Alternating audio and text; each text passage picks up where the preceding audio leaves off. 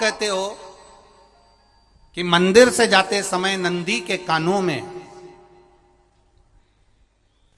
कहकर चले जाओ। बैठिए बैठिए बैठिए बैठिए। बहुत सुंदर प्रश्न है आपके, बहुत भाव से और आनंद से आपने करा, और जनमानस के कल्याण के प्रश्न है ये, केवल आपके लिए नहीं है, ये सबके लिए इतने जोरदार प्रश्न हैं। जो गलती भी करते होंगे तो उसको सुधार सकते। आपने कहा कि नंदी के कानों में कहना चाहिए। लोग हंसते हैं, कहते हैं बताओ वो नंदी के कानों में भगवान को कहना चाहिए। वैसे तो हम आपको एक बात बता दें कि दुनिया के लोग किसी दूसरे धर्म की कभी हंसी नहीं उड़ाते। दुनिया के लोगों को दूसरे का धर्म अच्छा लगता है।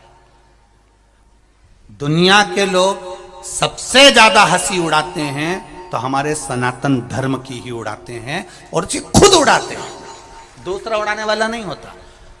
दूर के ढोल हमें समझ में आते हैं, उसका धर्म हमें समझ में आ गया, उनका क्या है, ऐसा है, आओ कुछ नहीं, उनके धर्म में ऐसा है। कितना आनंद हमें दूसरे के धर्म में लग रहा है, और हमारा सनातन धर्म हमको बुरा लगता है। सनातन धर्म हमें बुरा लगने लगा। अरे भाई, लोग कहते हैं कि नंदी के कान में कहते हो, ये कोई हमारे पुराणों में या शास्त्रों में लिखा है? भगवती बहन साहू, आपको धन्यवाद देना चाहूंगा और एक बात कहना चाहूंगा। जितनी भी शिव महापुराण के अंतर्गत चाहे उपाय जो बताए जाते हैं कि बेलपत्री ऐसे चढ़ाना, काली मिर्च ऐसे चढ़ाना, चावल ऐसे चढ़ाना, धतूरा का क्या महत्व है, शमी के पत्ते का क्या महत्व है, बेलपत्री के पत्ते का क्या महत्व है, ये जितनी भी बातें बताई जाती हैं ये सब पुराण के अंतर्गत से बताई जाती है। अब दुनिया के लोग इसको चाहे टोटका कह दें, चाहे दुनिया के लोग इसे टोना कह दें, पर पुराण से हटकर कुछ नहीं। और आप लोगों को अगर बोला है कि नंदी के कान में कहकर भगवान शंकर के मन में बात पहुंचे, तो ये क्यों कहा, तो ये भी हमारी शिव महापुराण में लिखा है, जलंधर के चरित्र में। कोई आपसे कहे कि नंदी के कान में बोलने से क्या होता है, ये जलंधर का चरित्र कह रहा है। मां पार्वती जी का हस्त कमल पकड़कर जलंधर लेकर जाने लगा।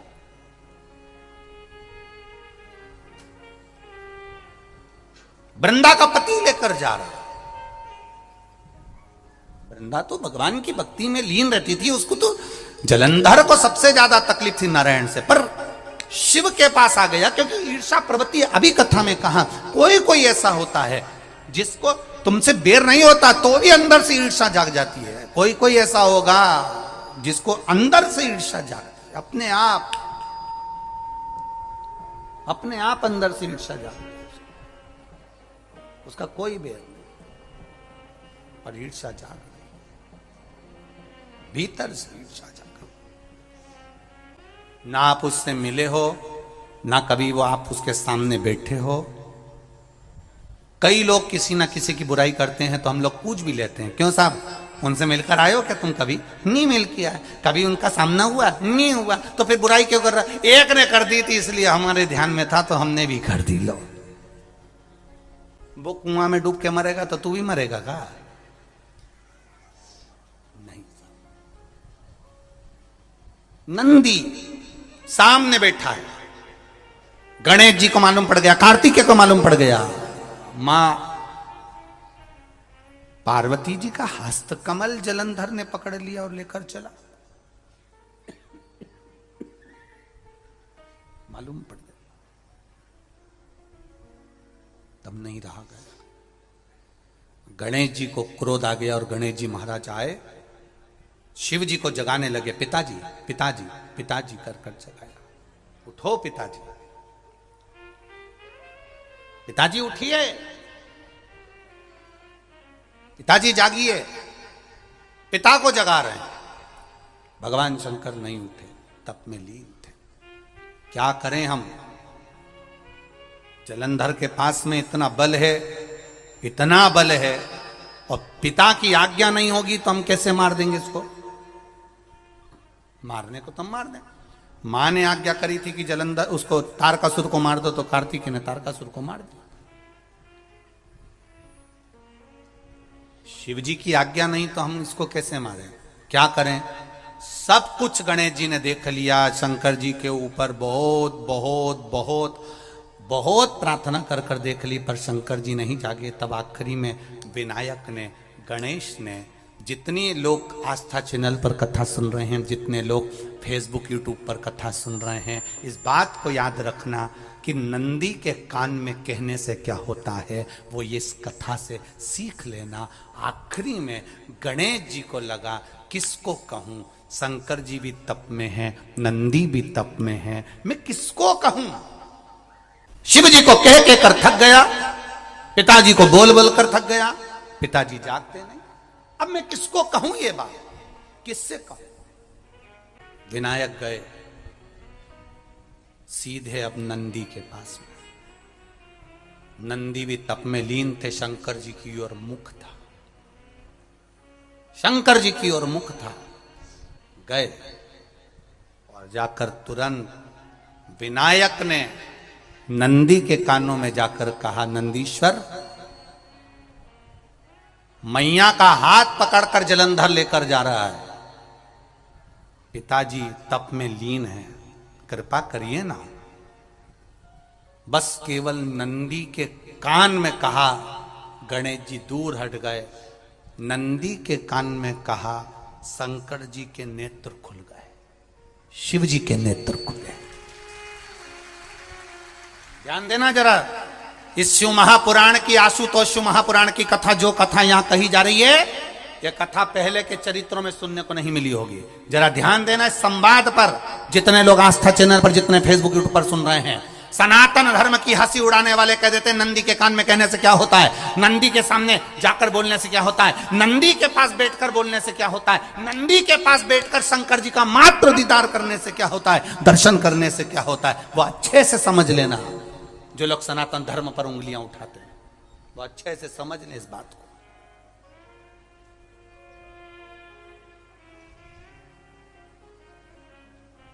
क्या होता है?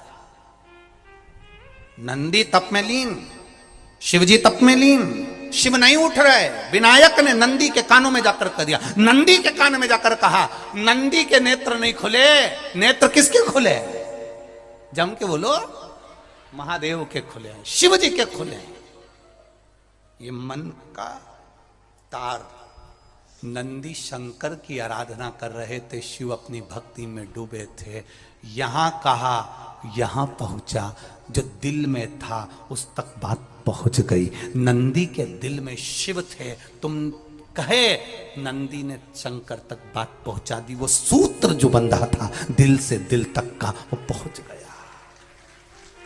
वो सूत्र जो दिल से दिल तक बंधा हुआ था, मन से बंधा हुआ था, खबर वहां तक पहुंच गई, खबर पहुंच गई।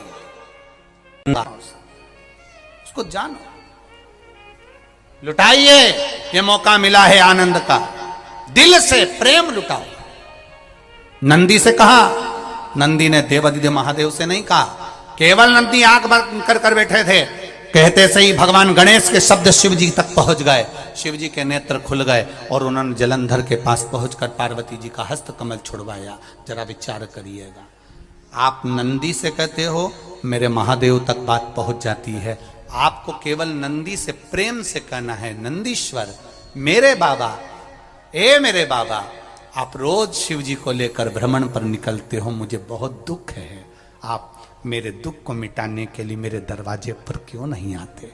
नंदीश्वर से कहा, शिव जी तक बात पहुंच जाएगी, शंकर के नेत्र आपके लिए खुल जाएंगे और महादेव आपके यहां खड़ा मिलेगा, मेरा महादेव आपके पास में खड़ा मिलेगा।